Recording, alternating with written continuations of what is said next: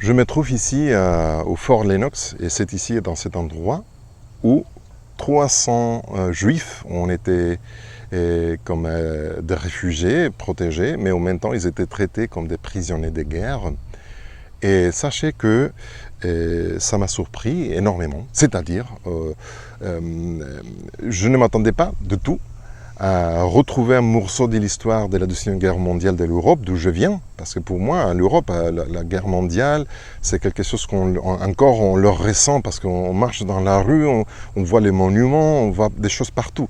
Mais ici au Canada, je ne m'attendais pas. Et ça m'a touché de près, on va dire. Parce qu'en tant qu'Européen, ici, je vois que l'histoire qui s'est déroulée là-bas en Europe, ici, a changé la vie de plusieurs personnes canadiennes. Et ça a changé, voire même l'histoire du Canada. Ce sont des choses qui m'ont fait réfléchir. Comment est-il possible que quelque chose ailleurs puisse affecter la vie des personnes ici, à haute mer, dans un autre continent, dans l'autre coin du monde, on va dire. Et ça m'a mené à la Bible et ça m'a fait réfléchir dans plusieurs passages de la Bible, dont le premier c'est Job chapitre 1 qui dit que les enfants de Dieu, plusieurs enfants de Dieu, se sont réunis devant lui pour un conseil, une réunion, un meeting, et dont parmi eux il avait Lucifer qui venait pour représenter la terre.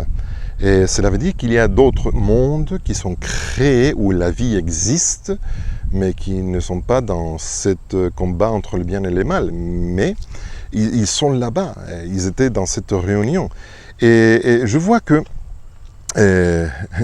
Paul confirme cette idée. Il dit que nous sommes un spectacle pour l'univers, c'est-à-dire ces autres mondes créés où la vie existe, ils font toujours attention à ce qui se déroule ici sur cette petite boule bleue au milieu de nulle part dans l'univers. Nous sommes quelque chose d'important. Et tout ce qui se passe ici sur cette planète affecte d'une manière ou l'autre ce qui se déroule ailleurs dans d'autres mondes, là où Dieu habite, où Jésus il est maintenant, je ne sais rien.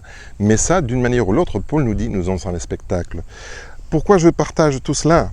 Parfois, on pense qu'en tant que chrétien, que croyant, on est seul, on est découragé, personne se préoccupe pour nous. Alors, si je prends une telle décision ou l'autre, ça importe à qui. Écoute, si tu penses que tu es toute seule, si tu penses que toute ta bataille que tu es en train avec laquelle tu es en train de te battre, ça t'amène nulle part, que personne ne se soucie de toi, tu as tort. Il y a beaucoup de monde, je dis du monde parce que je ne sais pas comment les appeler, mais il y a beaucoup des êtres vivants de monde, ailleurs, de vie, qui est en train de se focaliser sur les choses qui se passent, qui se déroulent ici.